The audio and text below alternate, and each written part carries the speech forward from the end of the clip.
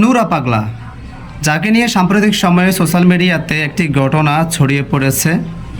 সত্যি বলতে এই নূরা পাগলাকে আমি আগ থেকে চিনতাম না।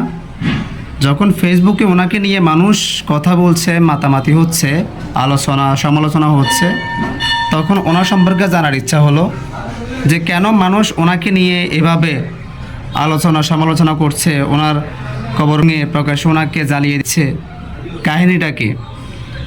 যখন একটু ঘাটাঘাটি করলাম, দেখলাম যে উনি একজন ভণ্ড বাটপার। উনি নিজেকে ইমাম মাহদী আলাইহিস সালাম দাবি করেন। নাউজুবিল্লাহ, লা ইলাহা ইল্লাল্লাহ মুহাম্মাদুর রাসূলুল্লাহ, যে আমাদের মুসলিমদের যে কালেমা শরীফ, এটাকে পর্যন্ত চেঞ্জ করে ফেলেছে উনি। নাউজুবিল্লাহ, নাউজুবিল্লাহ, নাউজুবিল্লাহ। এই নূরা পাগলার মতো ভণ্ড প্রতারক বাটপার আমাদের দেশের চারপাশে অভাব নাই। হাজার হাজার এরকম নূরা পাগলার মতো ভণ্ড রয়েছে। কথা হচ্ছে, আমরা যে নিজেকে মুসলমান দাবি করি, আমরা যে নিজেকে মুসলমানিত্ব বলে দাবি করি, আজকে কিছু কথা বলতে ইচ্ছে করতেছে। তবে কেউ কিছু মনে করবেন না, আমি এই নূরা পাগলার পক্ষ নিয়ে কথা বলবো না, যেটি সত্য ওটাকে নিয়ে কথা বলবো। এই নূরা পাগলা যখন তিনি প্রকাশ্যে ভুল করে যাচ্ছিল, তিনি কিন্তু লুকোচুরি করে এমন ঘটনা ঘটায়নি। দিনের পর দিন, বছরের পর বছর এই সমাজের মধ্যে, এই দেশের মধ্যে অন্যায়, ভুল, মানে নিজের ইচ্ছা মতো মন গড়া ইসলামকে প্রচার করে যাচ্ছিল। আশপাশে আপনারা কি করেছিলেন?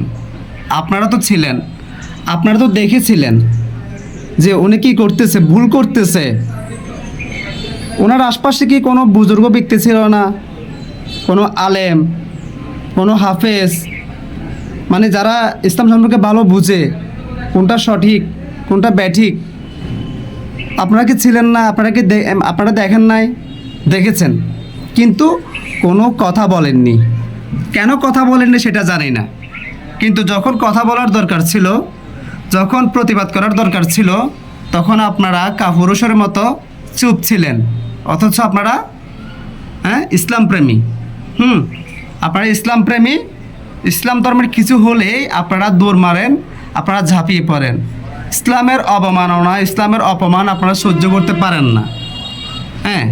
মানে এরকম আর কি।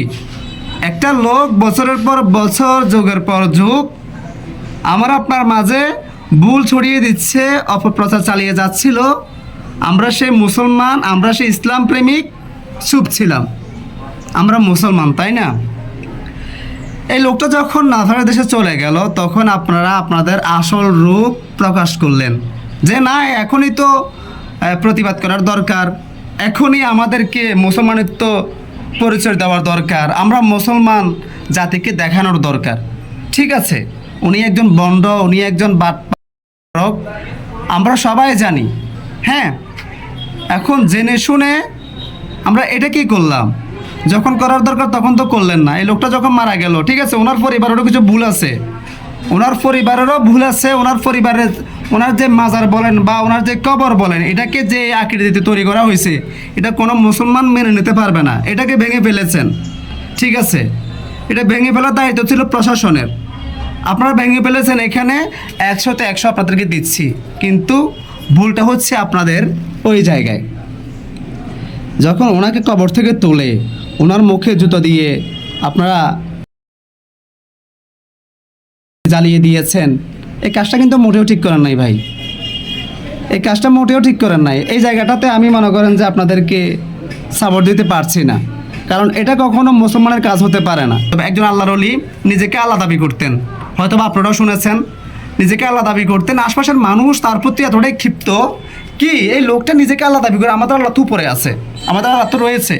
এখন উনি নিজেকে আল্লাহ দাবি করে, আশপাশের মানুষ এতটাই ক্ষিপ্ত, একটা সময় কি হয়েছে, মানে তাকে দুনিয়া থেকে সরিয়ে দিয়েছে, মানে তার শরীরটাকে খণ্ড বিখণ্ড করে ফেলেছে, তার অংশগুলোকে যখন নদীতে ফেলে দিয়েছে, তার অংশগুলো ঠিক তখন আনালক আনালক নামে মানে শব্দ করতেছিল।